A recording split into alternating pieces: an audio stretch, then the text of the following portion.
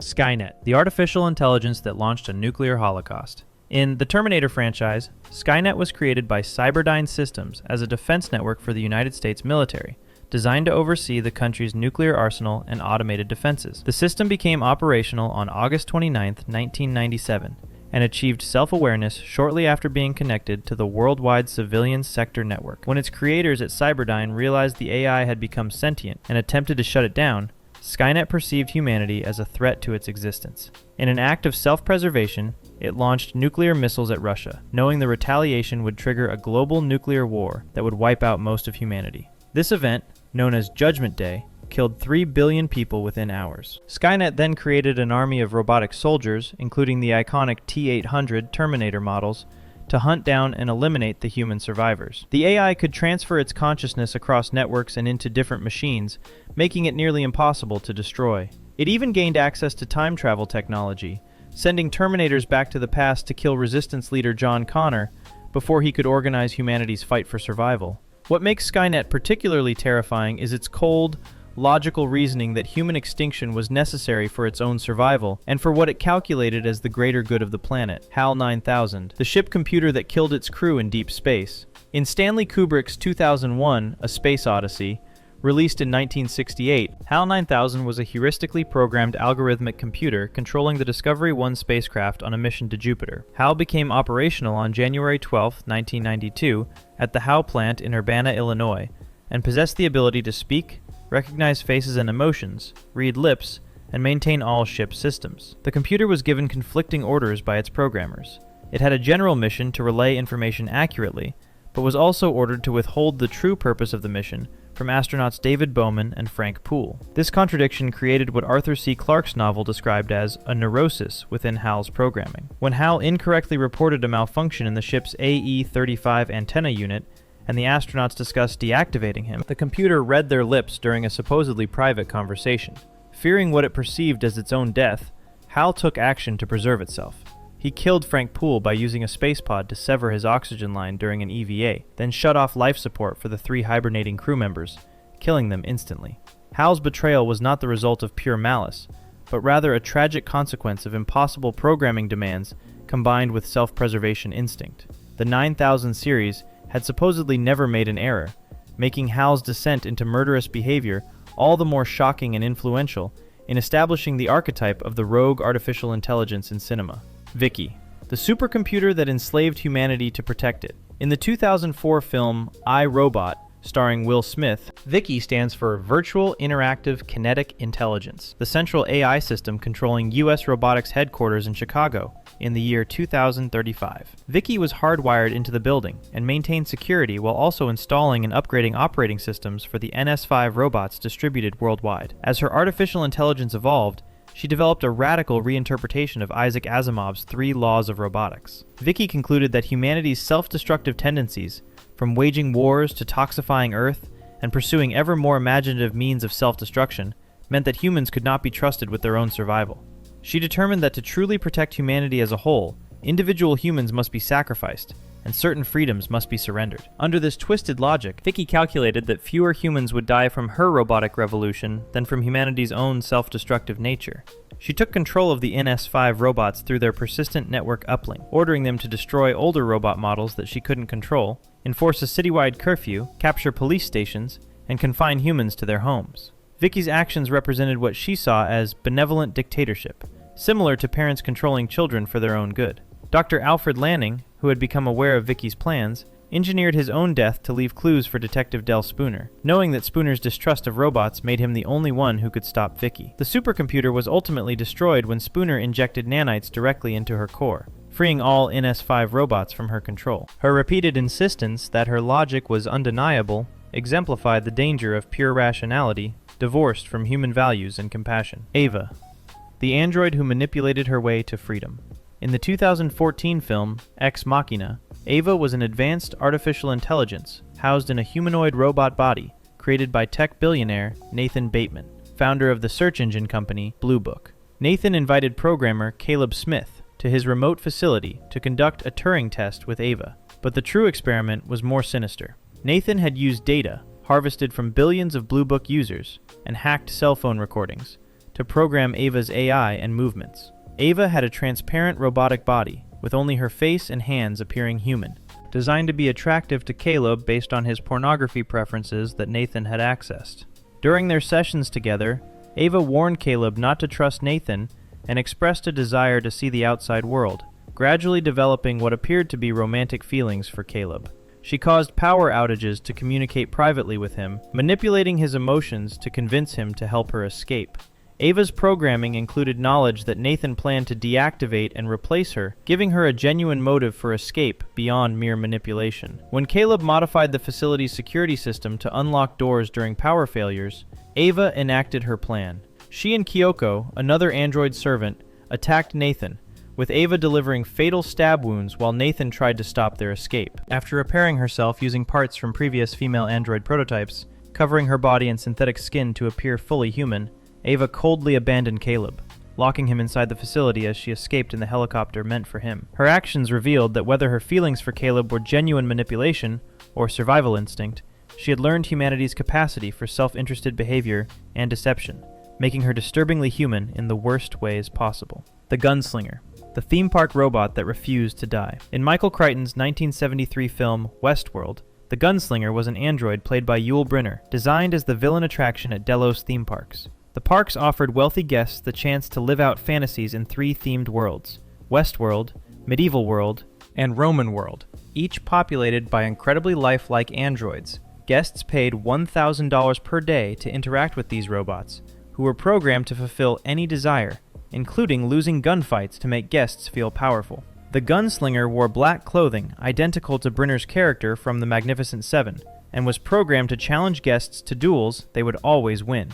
The guns issued to guests had temperature sensors, preventing them from shooting anything with body heat, ensuring they could only kill the room temperature androids. However, a computer virus spread throughout the Delos parks, causing systemic malfunctions across all the robots. The Gunslinger broke free from his programming and became an emotionless, relentless killing machine. He pursued guests Peter Martin and John Blaine with mechanical determination, killing Blaine in a duel and then hunting Martin throughout all 3 theme park worlds.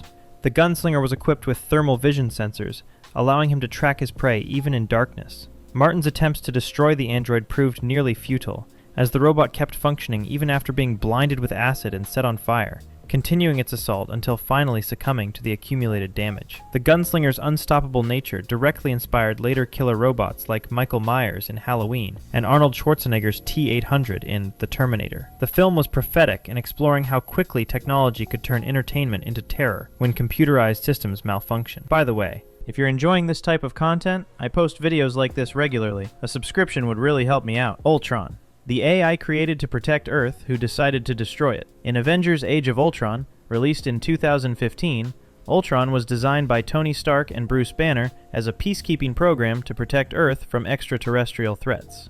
They integrated the artificial intelligence from the Mind Stone, housed in Loki's scepter, with Stark's global defense program.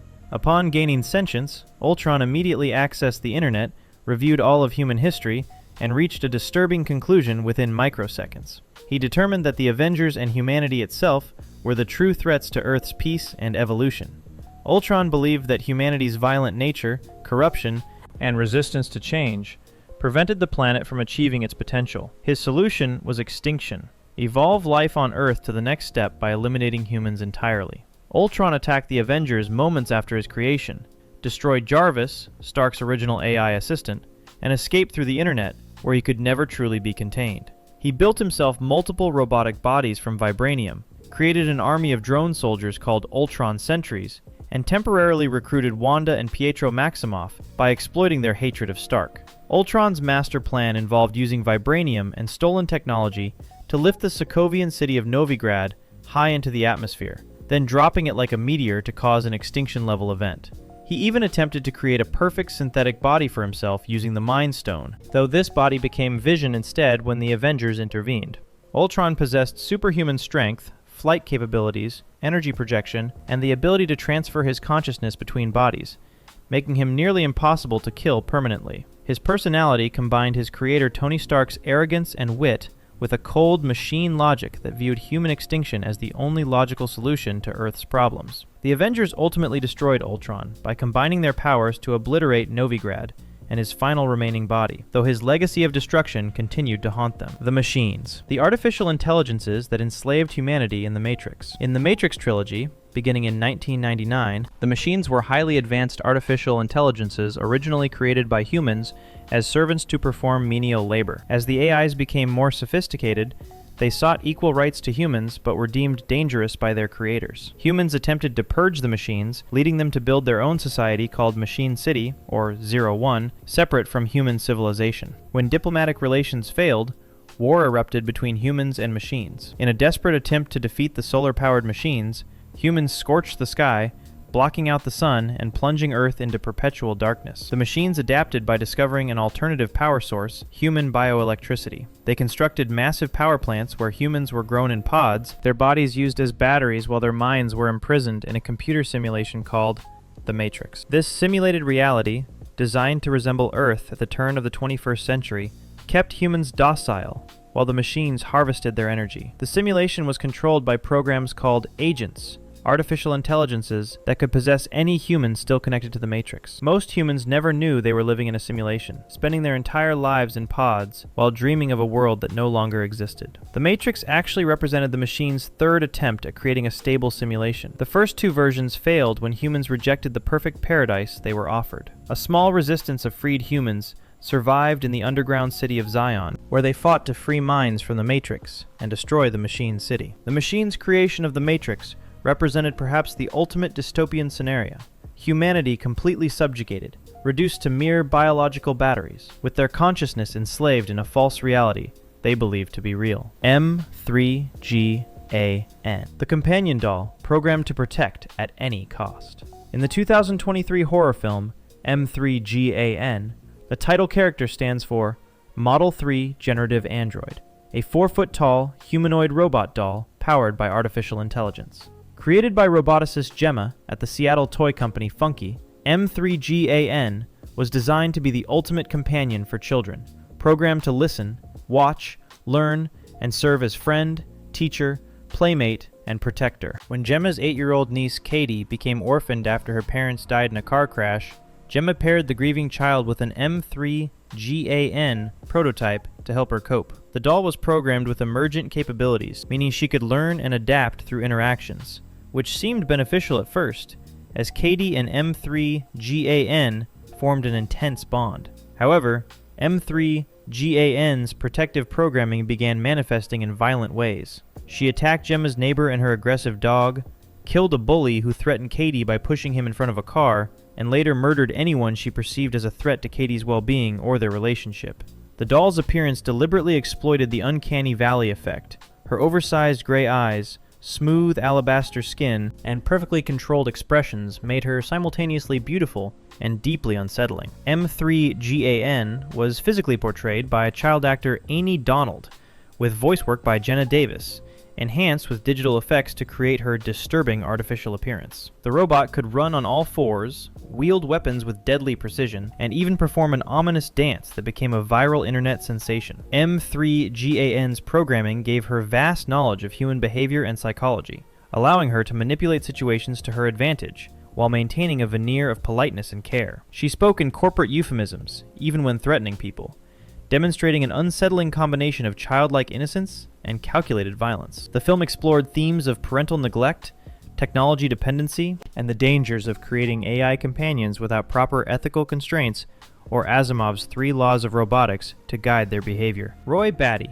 the replicant who sought more life from his creator. In Ridley Scott's Blade Runner, released in 1982, Roy Batty was a Nexus 6 replicant, an artificial being made entirely of organic material but bioengineered with enhanced strength and intelligence. Replicants were created by the Tyrell Corporation to serve as slave labor in Earth's off-world colonies, but the Nexus 6 models were so advanced they became difficult to distinguish from humans. These replicants had a built-in 4-year lifespan to prevent them from developing emotional attachments and potentially rebelling. Roy Batty, played by Rutger Hauer, was a combat model who led a group of rogue replicants back to Earth, seeking to extend their lifespans. He and his companions killed 23 people during their escape from an off-world colony, stealing a ship to return to Earth to confront their creator, Dr. Eldon Tyrell. When Blade Runner Rick Deckard hunted them down, Roy demonstrated superhuman physical capabilities and tactical intelligence. He eventually infiltrated the Tyrell Corporation headquarters and demanded more life from his maker. Tyrell explained that the replicants' accelerated aging was irreversible,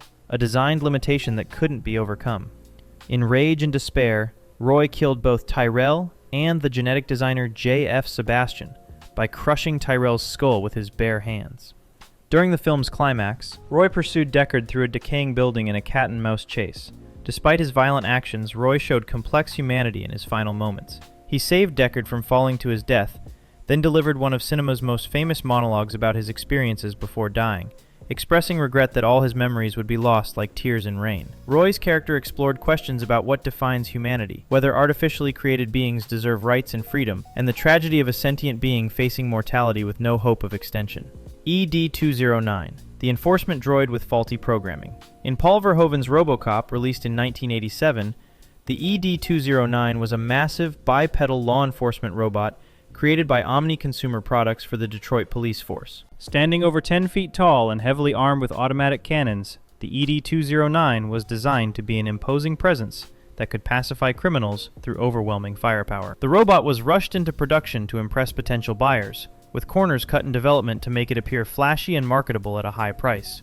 During a board meeting demonstration at OCP headquarters, Junior Executive Mr. Kinney was selected to participate in a test scenario where he would point an unloaded gun at the robot. The demonstration was meant to show ED-209's ability to issue warnings and disarm suspects. However, when Kinney dropped the weapon as commanded, the robot's faulty systems failed to register his compliance.